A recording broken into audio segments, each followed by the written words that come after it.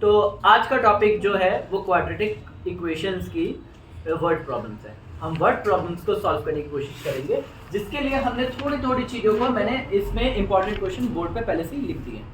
अब आप लोगों को क्लियर करा दूं, मैं सैम्पल पेपर तो तैयार करवा रहा था, मगर उसमें बार बार ये प्रॉब्लम आ रही थी कि जैसे ही इनका या इससे रिलेटेड कोई क्वेश्चन आ रहा था, सब अटक रहे थे वहाँ पे और अगेन मुझे करना पड़ रहा था। तो मैं इससे बेटर है कि मैं पहले ही कुछ क्वेश्चंस को प्रैक्टिस करवा दूं, ताकि दोबारा जब मैं सैम्पल पेपर करा रहा हूँ तो उसमें मुझे नहीं करना पड़े और तुम लोग स्मूथली आगे निकल जाओ। हम एक सेक्शन कर पा रहे हैं तो हम ऐसा भी हो कि हम एक ही घंटे में दो सेक्शंस कर पाए, क्योंकि अगर हम एक घंटे में 2 सेक्शंस निपटा पाएंगे तब हमारा 3 घंटे में बड़े प्यार से पेपर निपट जाएगा। मगर एक घंटे में अगर एक सेक्शन निपटाओगे तो तुम्हें भी पता है क्या होने वाला है। सेक्शंस तो ई है और घंटे तो 3 है, तो A B C D E, तो ये 2 कहाँ जाएंगे? इनमें 1 नंबर वाले भी हैं जो नाम के 1 नंबर के होते हैं, करने में तुम्हें भी पता है क्या होता है। जब हम उनके आंसर्स निकालते हैं तो कितना टाइम लेते हैं। और इसमें केस स्टडी वाले ई वाले भी हैं, जिसमें केस स्टडी में क्या होता है कि क्वेश्चन की लेंथ होती है बस। तो ये और ये तो खासकर थोड़ा सा ऐसे होते हैं, ट्रिकी होते हैं कि हमें लगता है कि ये हमारे टाइम बचाएंगे, मगर ये टाइम ले लेते हैं। बाकी 3 सेक्शन तो अपने आप में टाइम ले ही रहे। तो मैं अभी बी सी डी बार बार करा रहा हूँ, बी सी डी और बी सी डी करा रहा हूँ। अब मैं ई कराना स्टार्ट करूँगा, फिर ए करना स्टार्ट करेंगे। तो स्टार्ट करते हैं। कहानी यहाँ से बढ़ती है कि product of 2 consecutive positive integer. यहाँ पे एक लाइन है बहुत इंपॉर्टेंट, 2 कंसेक्यूटिव। कंसेक्यूटिव का मतलब होता है लगातार, जैसे एक क्रम में आने वाले। तो लगातार का मतलब है let the first positive integer. अगर आपने नहीं लिखी है तो भी प्रॉब्लम होगी। Integer is x। अगर आपने ये लाइन नहीं लिखी है तो हाफ मार्क्स वहीं डिडक्ट हो जाएगा। नाउ इसको सेकंड को लेट नहीं करते हैं, तो पहले को ही लेट करते हैं। Second, now second positive integer is x plus 1। अगर पहले x है तो दूसरा x प्लस 1। अगर एक 12 है तो एक अगला 13, एक 17 है तो एक 18, एक 201 है तो एक 202। ये दोनों का क्या है? The product of 2 positive. Product का मतलब पहले और दूसरे का दोनों का मल्टीप्लाई। तो x को मल्टीप्लाई करेंगे x प्लस 1 से, तो इक्वल आ जाएगा कितना? 306। अब x को मल्टीप्लाई करेंगे तो x स्क्वायर, x को 1 से करेंगे तो 1x, 306 प्लस का इधर गया तो इक्वल टू 0। आपको पता है ax स्क्वायर प्लस का bx प्लस का c फॉर्म में a आपका है 1, b आपका है x के साथ कितना है 1, ये भी प्लस का 1, c आपका है माइनस का 306।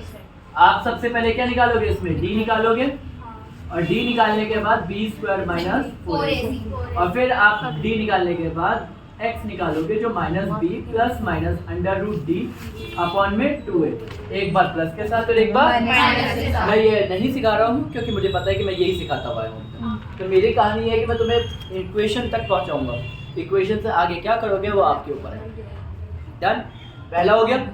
Round 2। Rohan's mother is 26 year older than him. इसने कहा रोहन की मम्मी उससे 26 साल बड़ी है। हमें पास्ट और फ्यूचर का भी कुछ नहीं बोला ना, बस ये बोला ना कि रोहन की मम्मी रोहन से 26 साल बड़ी है। तो रोहन की मम्मी हमेशा जिंदगी भर 26 साल बड़ी ही रहेंगी। ये तो नहीं होगा कभी रोहन बड़ा होते होते अपनी मम्मी के बराबर पहुंच जाएगा, ऐसा तो नहीं होगा ना। रोहन अपनी मम्मी की एज के बराबर जैसे ही जाएगा, मम्मी उतने ही साल और ऊपर चल जाएगी। अगर मम्मी 50 साल की है तो रोहन जब 50 साल का होगा, ये नहीं, मम्मी वही रहेंगी। मम्मी 26 साल और ऊपर चल जाएंगे तो मम्मी 76 की हो जाएगी। तो ऐसे करके एक इक्वेशन। तो यहाँ पे एक चीज है प्रेजेंट एज। बहुत बच्चे सिर्फ एज को मानते हैं। इसमें 3 तरह की एज होती है, एक पास्ट, एक प्रेजेंट और एक फ्यूचर। तो आपको लेट करके सबसे पहले लिखना है let the present age of Rohan be x is x, और now the present age of Rohan's mother very good. Rohan की मम्मी की एज हो जाएगी is x plus 26।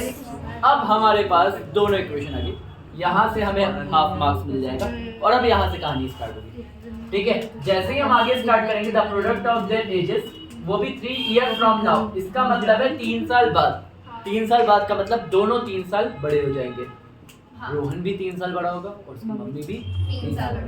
तो पहले रोहन अभी x का है, 3 साल बड़ा मतलब x plus 3 डॉट, फिर रोहन की मम्मी x plus 26 plus दोनों का प्रोडक्ट दिख रहा है हाँ। इज इक्वल्स टू कितना है 360। अब आपको मल्टीप्लाई करना है x को पहले 1 मिनट पहले सॉल्व कर लेना। 25 26 और 3 कितना होता है 29। यहाँ पे आ गया x plus 3 dot equals to 360।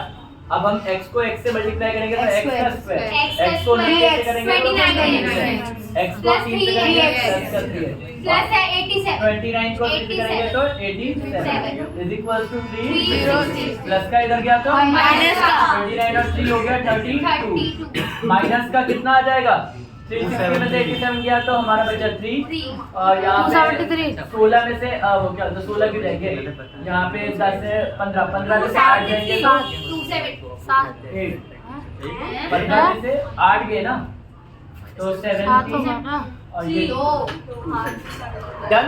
नहीं भैया आपने उसे कैरी भी हाँ ठीक नहीं ठीक है अरे हमने ये लो ना 360 माइनस 87 हाँ।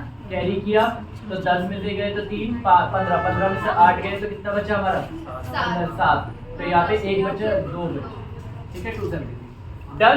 हमारे पास A मिल गया 1 B मिल गया 22 और C मिल गया माइनस का 27 अब आप सबको पता है D निकाले हुए आप सबसे पहले हाँ। फॉर्मूला लगा के और फिर आप D के बाद क्या निकालोगे x minus b plus minus under root d upon में 2। मोस्ट ऑफ क्वेश्चन में d की वैल्यू ऐसी होगी जो रूट से बाहर आ जाएगी इन वाले क्वेश्चन से क्योंकि एनसीईआरटी बेस्ड है। इनमें बहुत रेयर होगा जो रूट के अंदर फंसेगा, सारे क्वेश्चन में रूट निकल जाएगा। डन ओके रुक जाते हैं।